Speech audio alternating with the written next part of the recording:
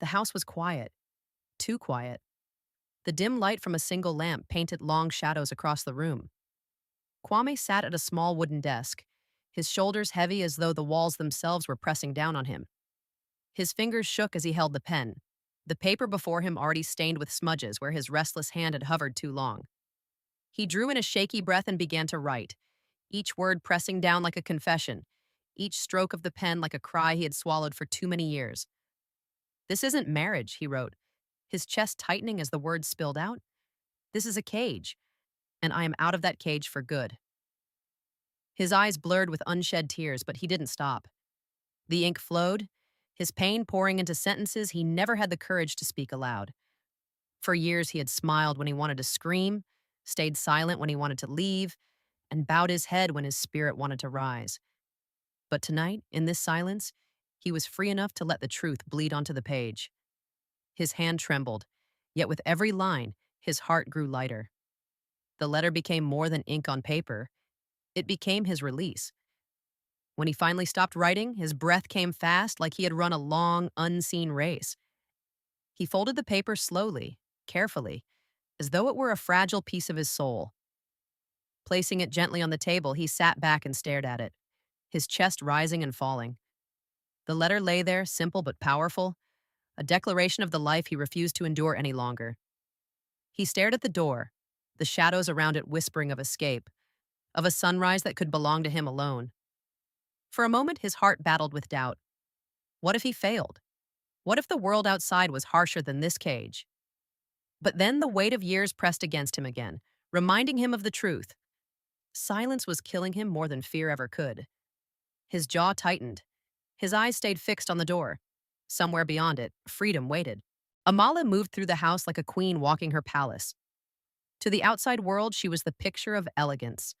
Her dresses always perfect, her smile carefully polished, her words soft enough to charm neighbors and friends. People admired her, whispered about her grace, and envied the life they believed she shared with Kwame. But behind closed doors, the truth was nothing like the picture she painted. Her beauty carried shadows, and her charm hid chains. Inside the walls of their home, Amali's presence filled every corner, leaving no space for Kwame to breathe. She never shouted. She didn't need to. Her control came through sharp glances, cutting remarks, and demands disguised as care. Every decision belonged to her.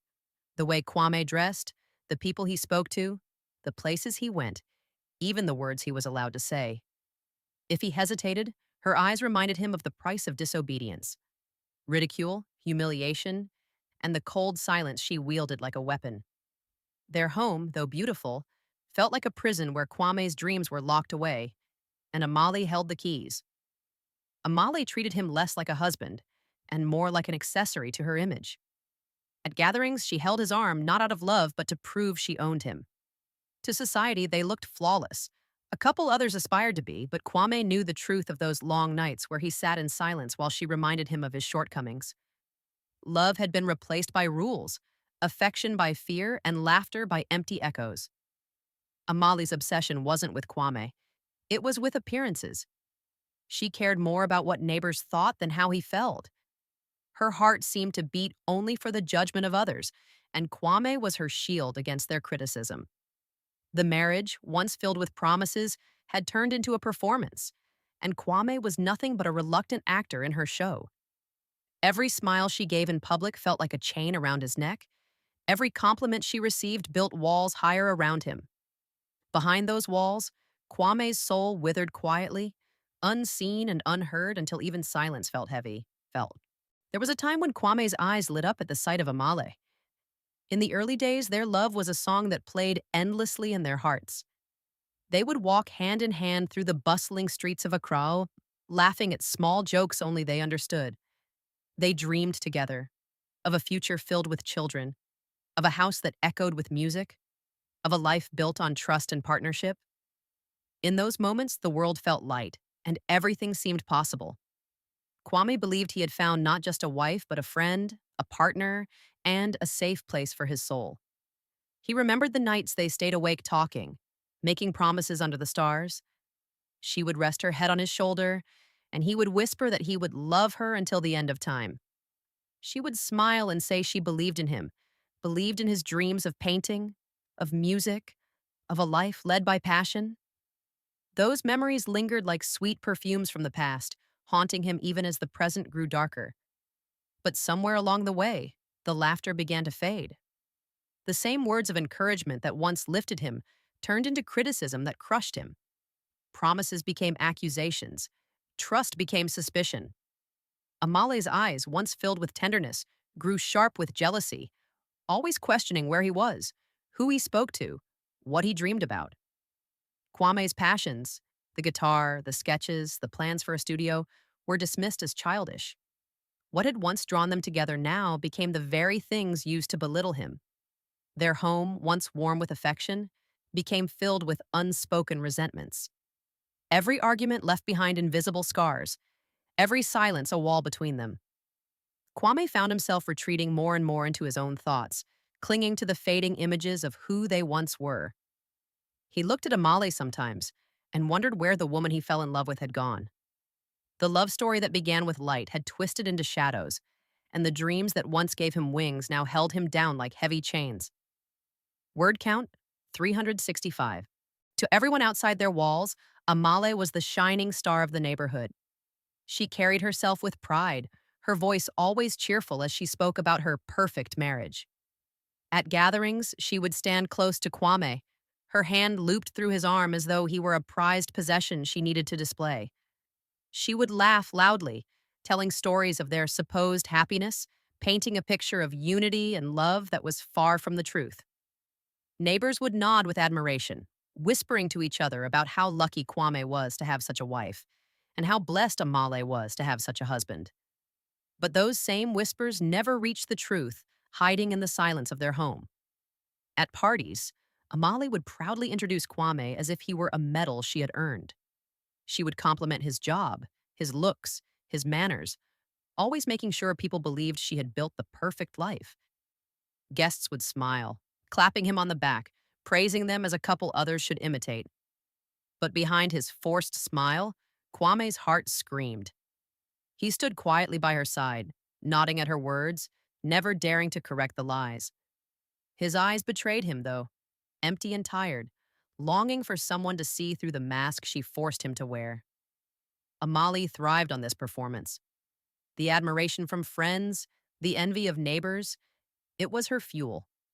She lived for the compliments, and every glance of respect from others fed her pride. She didn't care that Kwame's silence was not agreement but surrender. All that mattered was that the world believed the story she wrote. Inside their home, silence replaced laughter. The same walls that echoed with music in the early days now held only the sound of unspoken pain. Yet outside, Amale continued to shine, never allowing even a crack in her mask.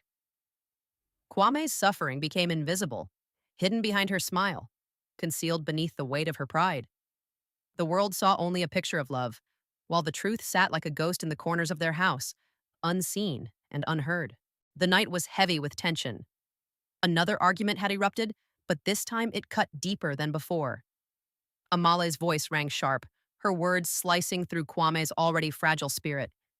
She mocked his worth, laughed at his failed dreams, and reminded him that without her, he was nothing. The humiliation burned in his chest, but he swallowed his reply, too tired to fight.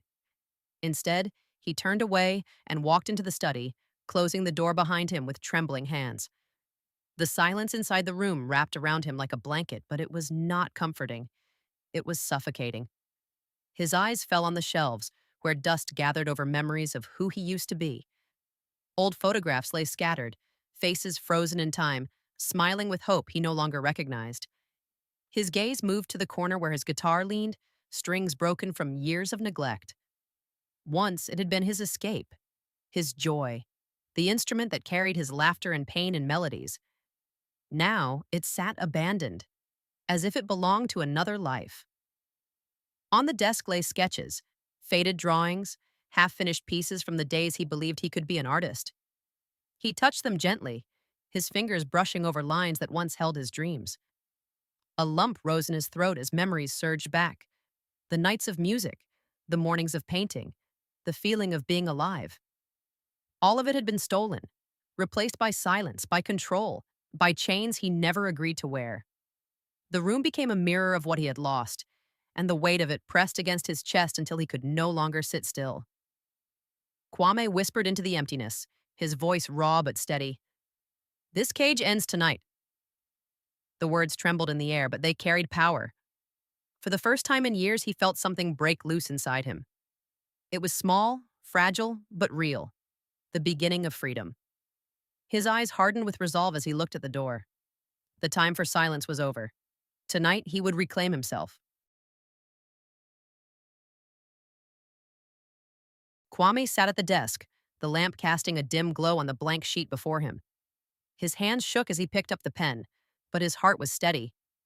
For years, he had carried words inside him, words that clawed at his chest but never found a voice.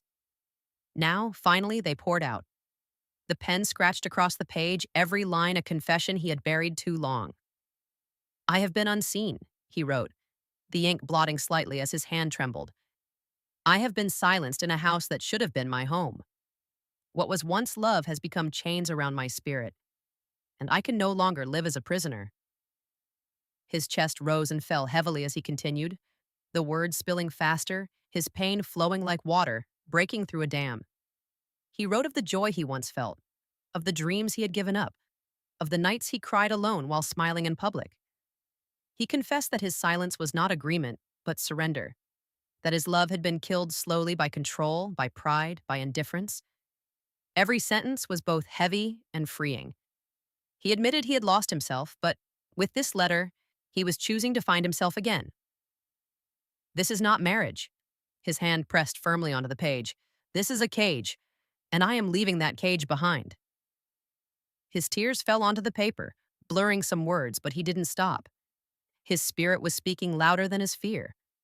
By the time he reached the final line, his hand ached, but his heart felt lighter than it had in years. "Goodbye, Amale. May you one day understand that love cannot be held by control. It must be free, or it is nothing at all." He signed his name slowly, like sealing a truth he could never take back.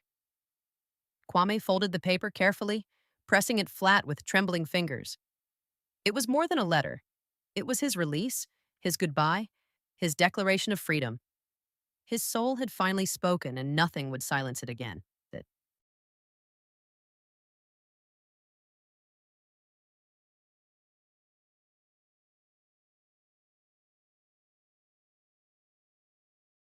The night had passed slowly, every tick of the clock echoing in Kwame's chest. When the first light of dawn crept through the curtains, he knew the moment had come. Quietly, he stepped into the dining room, the folded letter held tightly in his hand. The house was still, only the faint sound of Amale's steady breathing carrying from their bedroom. She slept peacefully, unaware that her world was about to change forever. Kwame placed the letter on the dining table, right in the center where she could not miss it. For a moment, his fingers lingered on the paper as if afraid to let it go, but then he released it, leaving behind not just words, but the truth of his broken heart. He walked slowly through the house, each step heavy with memories. His hands traced the walls, the same walls that had heard his silence, that had seen his dreams fade into shadows. He paused in the hallway where laughter once filled the air, where love once seemed unbreakable. Now those echoes were ghosts, reminders of a life that had died long before this dawn. He entered the study one last time, his eyes resting on the guitar, the sketches, the life he had abandoned. He whispered a soft goodbye, almost like a prayer, before turning away. As he reached the front door, his heart pounded in his chest. He placed his hand on the handle and froze, a storm of doubt rushing in. What if he failed outside? What if the world was harsher than the cage he was leaving? For a heartbeat, fear tried to pull him back. But then the golden light of the rising sun spilled across his face, warm and alive, filling him with a strength he hadn't felt in years.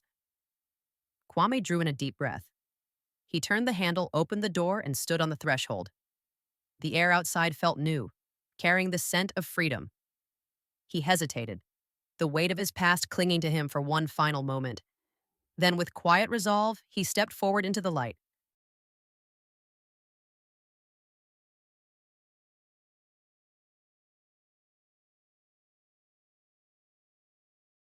Kwame stepped into a world that felt both strange and alive.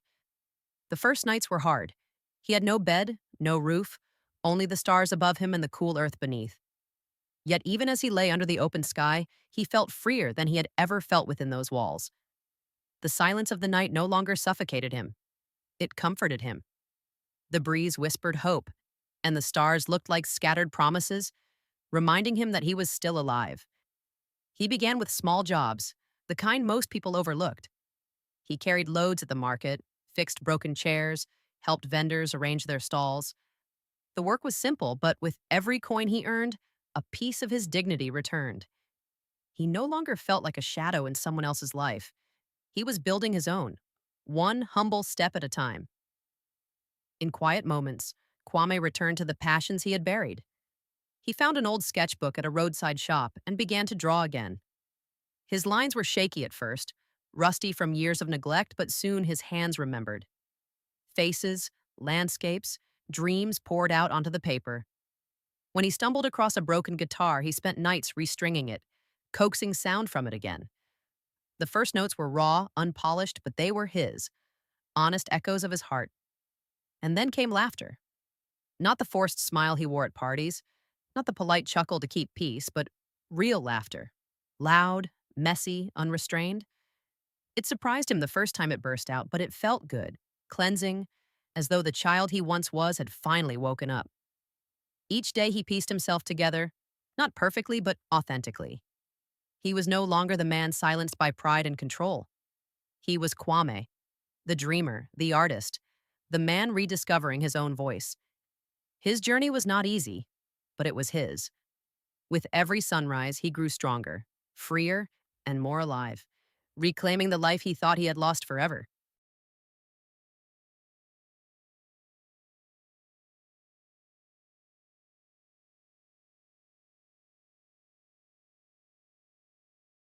Kwame stepped into a world that felt both strange and alive. The first nights were hard. He had no bed, no roof, only the stars above him and the cool earth beneath. Yet even as he lay under the open sky, he felt freer than he had ever felt within those walls. The silence of the night no longer suffocated him. It comforted him. The breeze whispered hope, and the stars looked like scattered promises, reminding him that he was still alive. He began with small jobs, the kind most people overlooked. He carried loads at the market, fixed broken chairs, helped vendors arrange their stalls. The work was simple, but with every coin he earned, a piece of his dignity returned. He no longer felt like a shadow in someone else's life. He was building his own, one humble step at a time. In quiet moments, Kwame returned to the passions he had buried. He found an old sketchbook at a roadside shop and began to draw again. His lines were shaky at first, rusty from years of neglect, but soon his hands remembered. Faces, landscapes, dreams poured out onto the paper. When he stumbled across a broken guitar, he spent nights restringing it, coaxing sound from it again.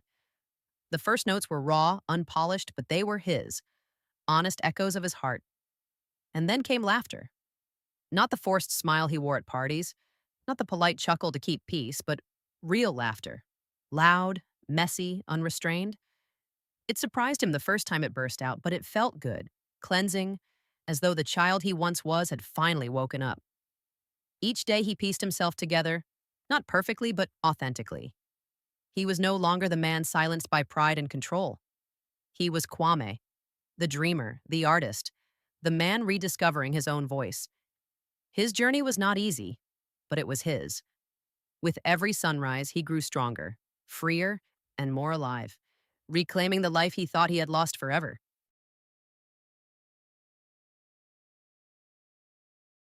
The house was quiet, but not with peace, only emptiness. Amale walked slowly through the wide hallways, her heels clicking against the polished floor. Each step echoed back at her, reminding her of the silence that now ruled the place she once filled with her voice. The curtains hung heavy, the dining table spotless except for the memory of the letter that had torn her life apart. She touched the walls, the same walls she had once guarded so fiercely, but now they felt cold, hollow, meaningless. The grand house she had built to impress others had become a cage of her own, and she was its only prisoner. Loneliness wrapped around her shoulders like a heavy cloak, and no amount of pride could cover the truth. She had lost what truly mattered. Far away, Kwame stood at the edge of a cliff, the world wide and endless before him. The ocean roared below, waves crashing against rocks, carrying a rhythm that matched the beating of his heart. The wind brushed against his face, filling his lungs with freedom. In his hands, he held a sketchbook, its pages filled with drawings that told the story of his rebirth. Faces of strangers, sunsets, the stars he slept beneath. Every page was proof that his soul was alive again. He closed his eyes and let the wind carry his thoughts, his voice rising softly as though speaking to the world itself. Marriage should be wings, not walls, and I have finally learned to fly. The words were not bitter. They were filled with peace, with acceptance. For the first time, his life belonged to him alone. The scene froze with two worlds split apart. Amale in the silence of her empty house, realizing control had left her with nothing, and Kwame standing tall against the horizon, free at last. His final words echoed like a truth carved into the air. Because sometimes the letter you leave behind is the key that unlocks your freedom.